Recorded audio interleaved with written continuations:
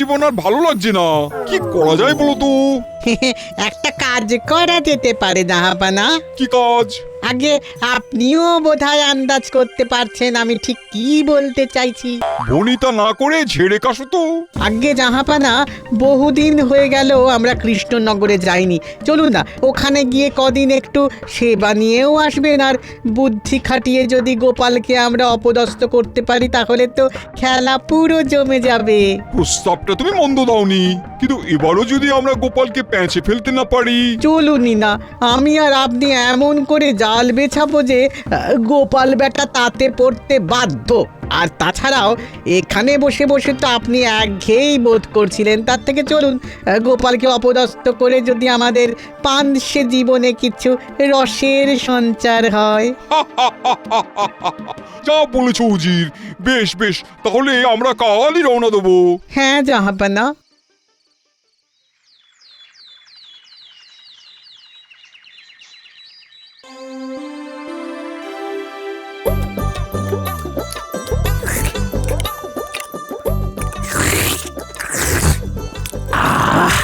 পায়েসটার কি স্বাদ হয়েছে মন্ত্রী! ও অসাধারণ, অসাধারণ। সত্যি আমাদের যে বাঙালিদের 12 মাসে 13 পার্বণ, আর সেই পার্বণ উদযাপন করার মধ্যে যে কি আনন্দ! আহা! কি বলো তোমরা সবাই? তা যা বলেছেন মহারাজ, এর জন্য কিন্তু মন্ত্রীমশাইকে আমাদের বাহবা দিতেই হবে। নবান্নের পার্বণে নেমন্তন্ন করে বড় সুন্দর আয়োজন করেছেন কিন্তু। সে কি গোপাল, আজ সূর্য কোন দিকে উঠেছে যে তুমি আমার সুনাম করছো? কেন মন্ত্রীমশাই, পেছনে লাগার কাজ তো আমার নয়।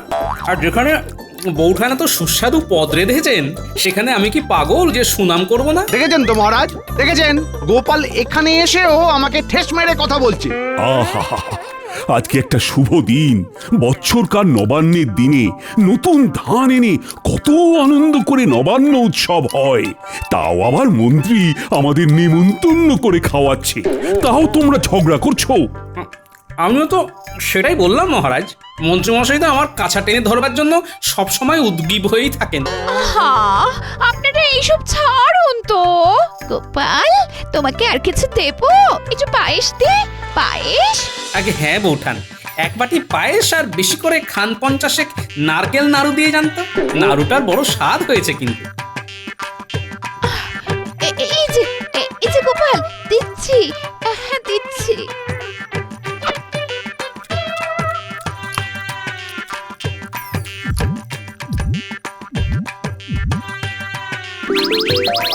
তুমি একসাথে এতগুলো নাড়ু খেয়ে ফেললে গোপাল, আমার তো ভাবলেই বদ হজম হয়ে যাচ্ছে।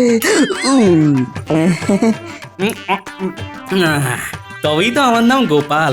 আমি যেমন খেতেও পারি তেমন ঘোল খাওয়াতেও পারি, কি বুঝলে?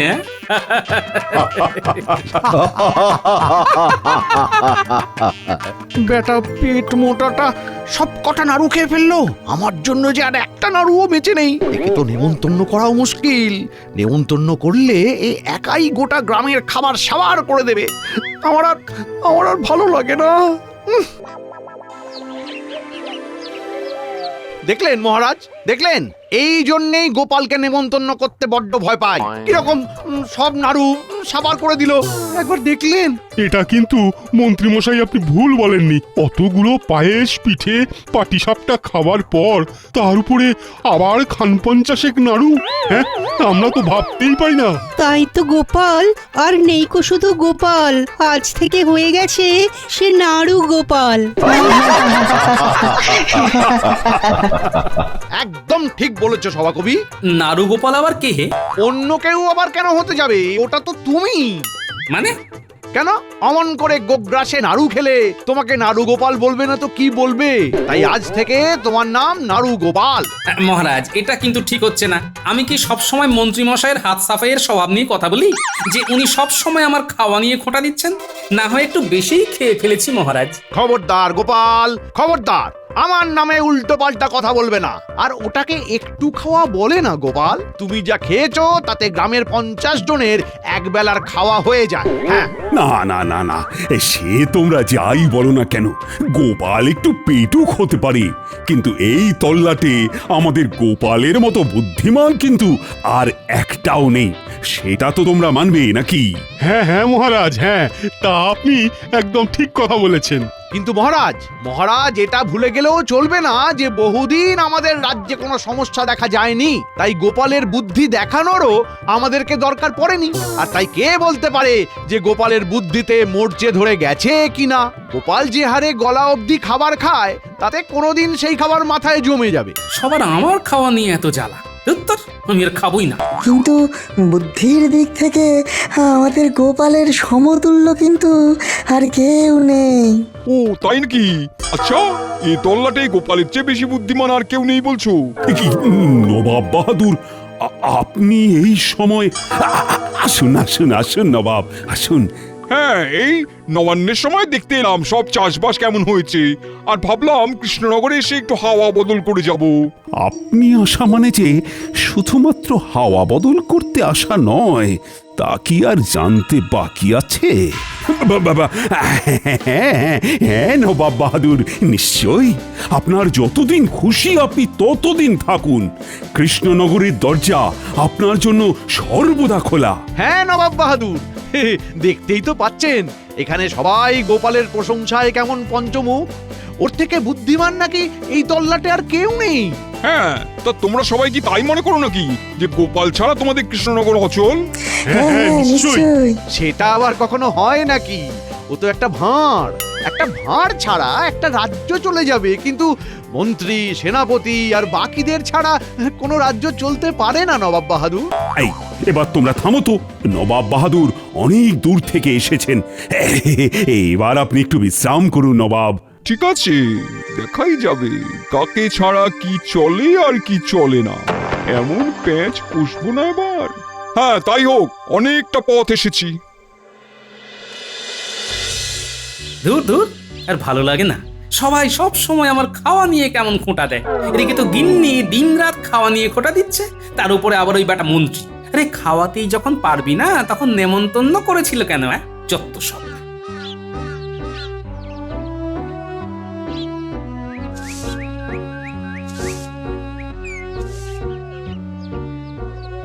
কি গো, আজ আবার মুখ করে আছো কেন? কি হয়েছেটা কি? আর বলো না গিন্নি, সবার আমার খাওয়া নিয়ে বড্ড জ্বালা, বুঝলে? আমি একটু বেশি খাই বলে আজকে কি অপমানটাই না করলো মন্ত্রী মশাই। বউঠানে তৈরি করা নারকেল নাড়ুগুলোর বড় ভালো স্বাদ ছিল, বুঝলে? সেই জন্য আমি খান 50 নাড়ু খেয়ে ফেলেছি। ব্যাস, তা নিয়ে রাজসভায় সবার সামনে আমায় কি অপমানটা করলো মন্ত্রী মশাই, সে আর তোমাকে কি বলবো বলো তো? তোমার যখন অত খিদে, তুমি আমাকে এসেই তো বলতে পারো নাকি? লোকের বাড়িতে অমন করে খেলে তারা তো দুটো কথা শোনাবি।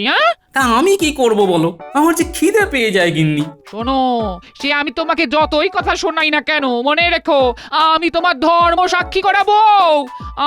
আমি মুখ ঝামটা দিলেও ঠিক আছে, তা বলে বাইরের লোকে তোমাকে যা নয় তাই বলে অপমান করবে, আমার সহ্য হবে না বাপু। হ্যাঁ, কাল আমি তোমাকে পোটলা ভরে মুড়ি দিয়ে দেব, খিদে পেলে এই একটু অল্প অল্প করে খেয়েও।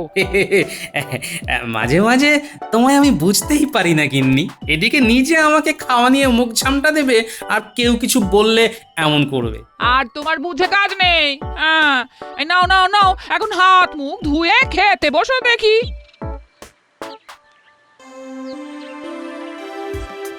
বুঝলে কৃষ্ণচন্দ্র, আমি কৃষ্ণনগরের পাশে যে জঙ্গল আছে সেখানে একটু ঘুরতে যেতে চাই।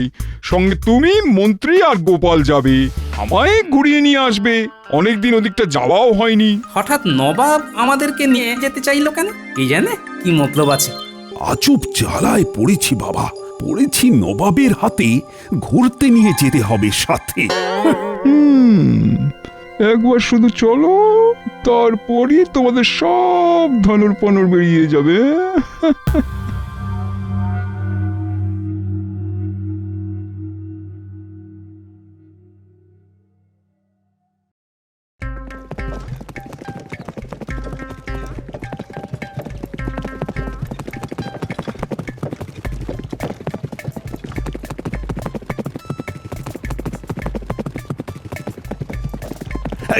নবাব বাহাদুর, আর কত দূর যাবেন? মানে আমরা তো যথেষ্ট গভীর জঙ্গলে এসে পৌঁছেছি, আর এই রাস্তাটাও তো আর চেনা লাগছে না। এখানে কোথায়? এখনো তো আমরা আসল জায়গায় এসে পৌঁছইনি।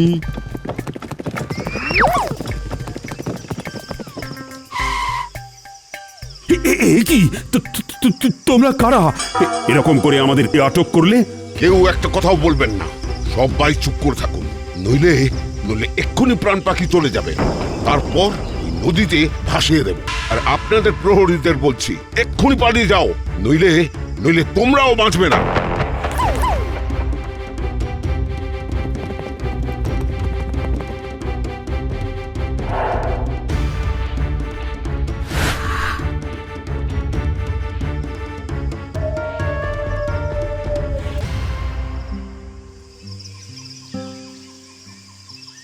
এবার ওদের চোখের ঢাকনা খুলে দাও।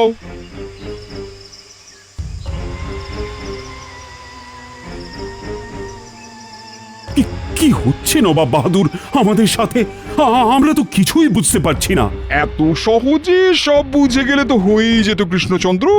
খুব গোপালের বুদ্ধি বুদ্ধি করে কদিন ধরে লাফাচ্ছিলে না। নাও এবার গোপালকে বলো ওর বুদ্ধির চড়ে ওই বিপদ থেকে উদ্ধার করুক। আমার আমার খুব ভয় করছে মহারাজ। আমার বাড়িতে বউ একা আছে, আমি এরকম ঘন জঙ্গলের মধ্যে আটকা পড়েছি, ও যদি জানতে পারে, ওদিকে ও তো কেঁদে ভাসিয়ে দেবে মহারাজ, কেঁদে ভাসিয়ে দেবে। তুমি থামো তো মন্ত্রী, এদিকে দেখতে পাচ্ছ তিনজন একসাথে বিপদে পড়েছি, আর তুমি শুধু স্বার্থপরের মতো নিজের কথাই ভাববে। মহারাজ আমাকে বাঁচান, আমাকে বাঁচান। এই তুমি এবার থামবে কিনা?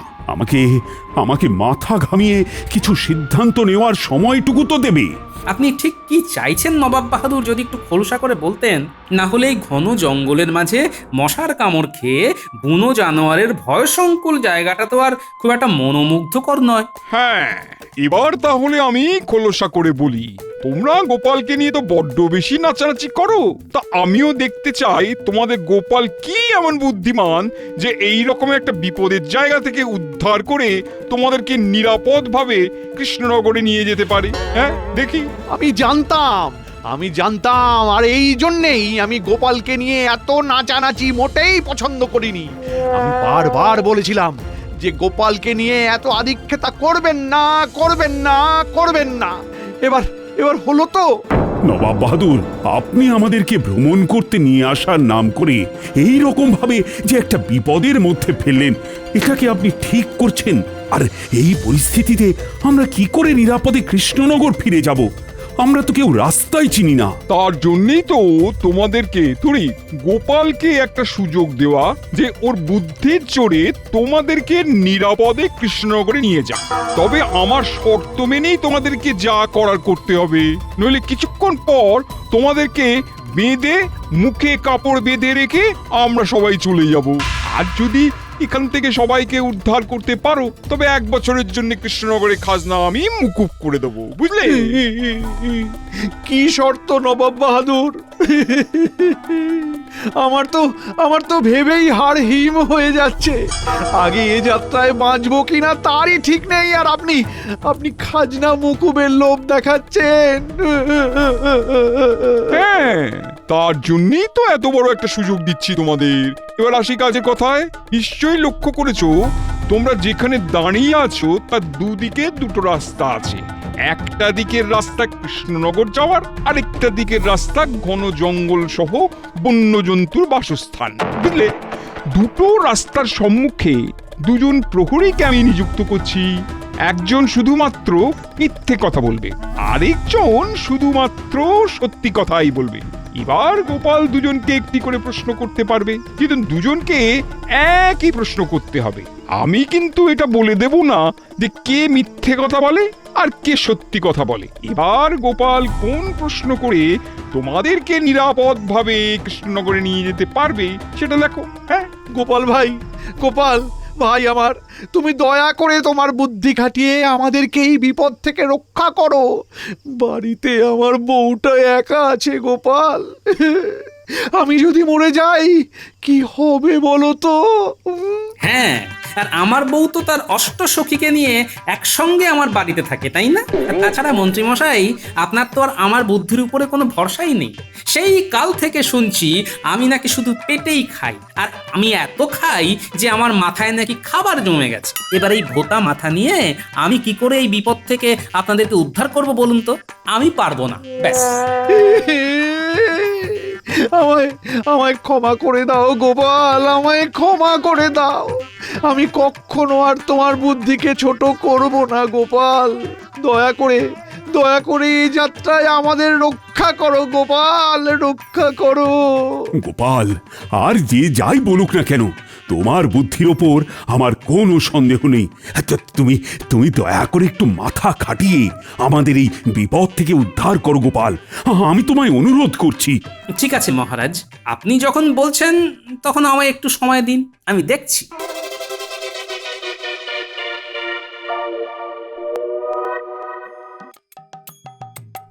আচ্ছা, আপনি বলুন তো, আপনার সামনের জনকে আমি যদি জিজ্ঞেস করি কোনটা নিরাপদ রাস্তা, তাহলে উনি কোন রাস্তাটা দেখাবেন?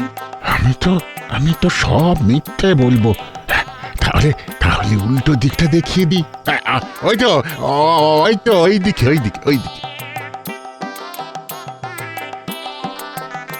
আপনাকেও একই প্রশ্ন করব। আপনার সামনের জনকে আমি যদি জিজ্ঞেস করি কোনটা নিরাপদ রাস্তা, তাহলে উনি কোন রাস্তাটা দেখাবেন? আমি তো সব সত্যি কথাই বলবো, তাহলে সামনের জন তো বিপদসংকুল রাস্তাটাই দেখাবে। মহারাজ, পেয়ে গেছি রাস্তা, চলুন এই দিকে। তোমার জবাব নেই গোপাল, তোমার একেবারে জবাব নেই।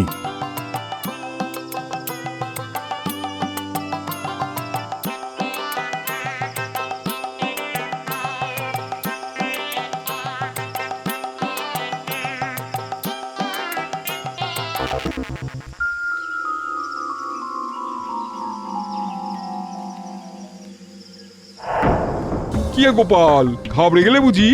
যা সাহায্য করার তা আমি কিন্তু করেই দিয়েছি, প্রশ্ন করার সুযোগ দিয়ে। আর তো আমি কোনো সাহায্য করতে পারবো না। আপনি আমাদের সাহায্য করুন চাই না করুন, আমি কি শুধু তার ভরসায় থাকি নাকি নবাব বাহাদুর? সত্যি তো, এই রাস্তা দিয়ে যখন আসছিলাম তখন তো তোমার চোখ মুখ বাঁধা ছিল, তুমি ওই রাস্তা চিনলে কিভাবে? চলে আসুন পেছন পেছন। কি হলো? এটা কি হলো? হ্যাঁ, আপনারা যতই আমাকে অপমান করুন, ভাঁড় বলে হেলা ছেদ্দা করুন, বুদ্ধির সাথে গোপাল আরো একটা জিনিস নিয়ে চলে, সেটা হলো বিচক্ষণতা। মানে আমার তো কিছুই মাথায় ঢুকলো না জাহাপানা। আমারও না। মাটির দিকে তাকিয়ে দেখুন, কি দেখতে পাচ্ছেন? এ কি, এই মুড়ি কোথায় পেলে? দিনের বেলা গিন্নি আমাকে আমার খিদের জন্য এক পুটলি মুড়ি বেঁধে দিয়েছিল। আমার খুব খিদে পেয়েছিল, তবুও আমি সেই খিদে সম্বরণ করে বিপদের আন্দাজ করেই মুড়ি ছড়াতে ছড়াতে এসেছিলাম। কারণ আপনি তো আর এমনি এমনি কখনো আমাদের কৃষ্ণনগরবাসীকে হাওয়া খাওয়াতে আসেন না, নিশ্চয়ই কিছু মতলবেই আসেন। কিন্তু তোমার তো চোখ বাঁধা ছিল। বুদ্ধিটা তো বাধা ছিল না উজির মশাই, সেটাকে খাটিয়েই কাজ করেছি।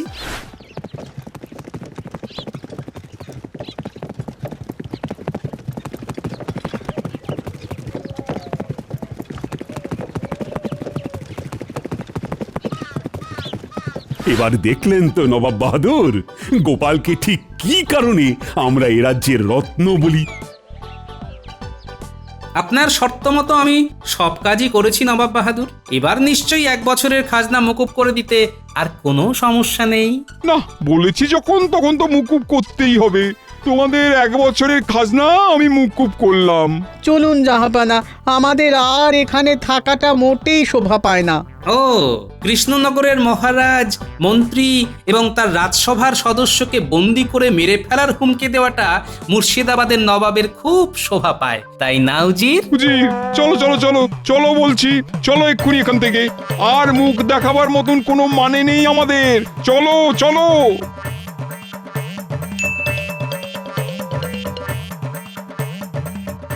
নবাব বাহাদুর, এবারেও কি অবস্থা হলো বলুন তো? আর তো এখানে পা রাখাই যাবে না, যা অবস্থা। যতবারই আসি মুখ পুড়িয়ে চলে যাই। না, এবার হালই ছেড়ে দিতে হবে। আর বেশি কথা বলো না তো, চুপ করে চলে এসো তো এখান থেকে। মন্ত্রীকে রাজসভা থেকে বের করব আমি আজ, বের করবই। কেন মহারাজ, কি হয়েছে? কি হয়েছে? এই বেটা মন্ত্রী কাজের বেলায় কাজী, আর কাজ ফুরলেই পাজি। সব সময় গোপালকে যা নয় তাই করে অপমান করবে, আর গোপালই বিপদ থেকে উদ্ধার করবে, আবার গোপালকেই গালমন্দ করবে। না মহারাজ, না মহারাজ, আমাকে আমাকে ক্ষমা করে দিন। এমন আর কখনো হবে না। গোপাল গোপাল তো আমার ভাইয়ের মতো হয়, বলুন। হ্যাঁ, তা আবার ভাই হবে না, একেবারে মায়ের পেটের ভাই। না মহারাজ, আমি তা কখনোই চাই না।